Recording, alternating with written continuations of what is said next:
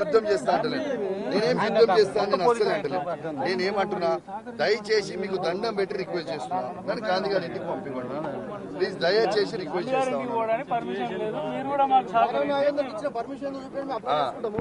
దానం నాగేందర్ గారికి ఇచ్చిన పర్మిషన్ మాకు ఇస్తే మేము కూడా అప్లై చేస్తాం ఇప్పుడే. అదేమన్నా ఉంటుంది అంటే ఇప్పుడు పర్మిషన్ లేదని మాకు దానం నాగేందర్ గారికి పర్మిషన్ మాకు ఆ పర్మిషన్ మీరు ఇస్తే అయిపోతుంది కదా.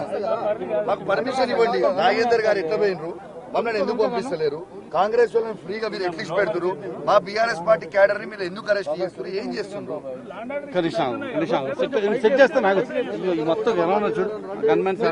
మొత్తం సెక్యూరిటీ మీ పోలీస్ బండి మీ పోలీస్ బండి తీసుకుపోరాదు. అరే మీరు అరే మీరు పోలీస్ అదే పిఎస్సీ చైర్మన్ మా ఆతృతుంది పోయి చేసుకోవాలని ఎందుకు? మా పిఎస్సీ చైర్మన్ మీరు కూడా నమ్ముతున్నారు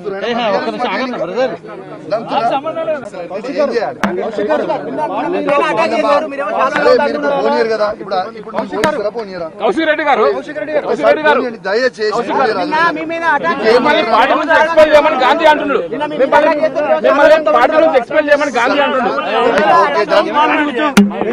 ఇప్పుడు ఎంటైర్ మీడియా చూస్తా ఉన్నారు, టోటల్ మీడియా చూస్తా ఉన్నారు. నేను పోతానంటుంటే నా కాన్వేని కూడా మీరు మొత్తం మీడియా చూపించవచ్చు, రెడీ చేసుకున్నాం మేము పోతామంటే మమ్మల్ని పోనీయకుండా ఇవన్నీ చూడండి, నా కార్ డోర్ తీస్తుంటే కూడా డోర్ తీయనీయకుండా గట్టిగా పోలీసు వాళ్ళు పట్టుకొని ఉన్నారు. ఇక నేను ఏం జవాబు చెప్పాలి? మరి ప్రభుత్వం ఏం చేస్తుంది?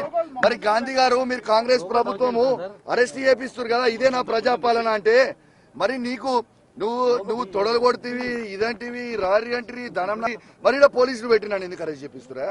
ఎందుకంత భయపడుతుర్రు?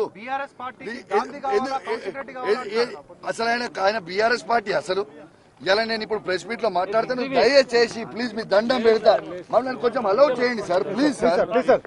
అరే ఇప్పుడు నేను ఏమంటున్నా, మీరు ఒక్కసారి మీరు ఒక్కసారి దయచేసి కోఆపరేట్ చేస్తే బాగుంటుంది కదా.